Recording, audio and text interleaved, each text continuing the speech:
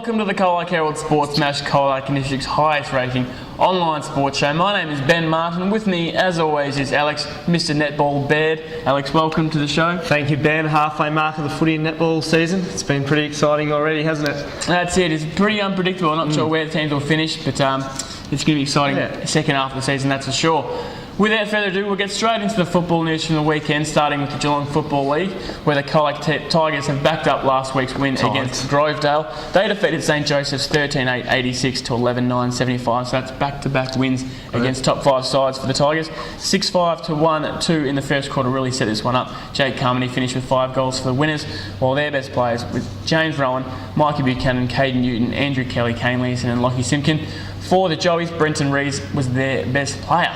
Crossing over to the Colac District Football League now, where Simpson sits one game clear on top ladder at the midway mark of the season following a win against South Colac 7-9, 51 to 4-5, 29. Nick Harding kicked 2 goals for the Tigers, while their best were Luke Wheel for his job on Ben Cox, Jaden McVilly and Jaden Rook. While for the Roos they had multiple goal kickers, while their best was Stewie Foley, Joel Menzies and Clay Brewer. The next game, Birregurra has defeated Forest in the third versus fourth clash, 9-7, 61 to 4-1, 25. Matt Cherry kicked 2 goals for the Saints, while their best player was Maxie Eagles. For Forest, Danny Phillips kicked 3 goals and their best player was Andrew White. The next game, Illawarra Back has notched up its third win of the season, defeating Lawn 10-23, 83 to 8-6, 54. Rob Elber kicked 4 goals for the Bombers, while their best player was Daniel Smith. For Lawn, Adam Curry kicked 2 goals and their best was Andrew Little. Apollo Bay is back on the winners list following a win against Western Eagles 18-14, 122 to 5-9, 39. Casey McDonald starred with 9 goals for the Hawks, while their best in them was Jared White in the guts. For Western Eagles, Mark Carson and Peter Boyd kicked 2 goals each, and their best was Eamon Johnson. And finally, before I pass you over to Alex for the netball, Colac Imperials has recorded the biggest win of the season, defeating Otway Districts 24-11, 155 to 2-3-15, so a 140-point win there for the Imps. For the Imps, Tom McKay, Taylor Henry and Tyson Finnegan each kicked 5 goals, with Finnegan earning best on ground honours, while for the Ds, Ross Panther and Michael Gray each kicked a goal and their best player was Tommy Doolan. That wraps things up for the football. I'll now pass you over to Alex with the netball. Yeah, thanks Ben. I'm going to stick with the Colac and District League. There are a few big games at the weekend. Probably the match everyone was wanting to see the result was between South Colac and Simpson.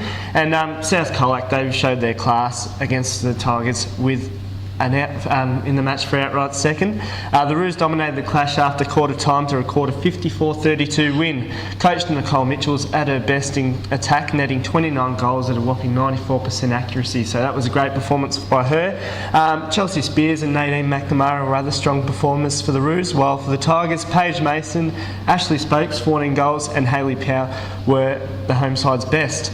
Meanwhile, Illawarra Back just lost against Lawn by 2 goals in a 26-24 game.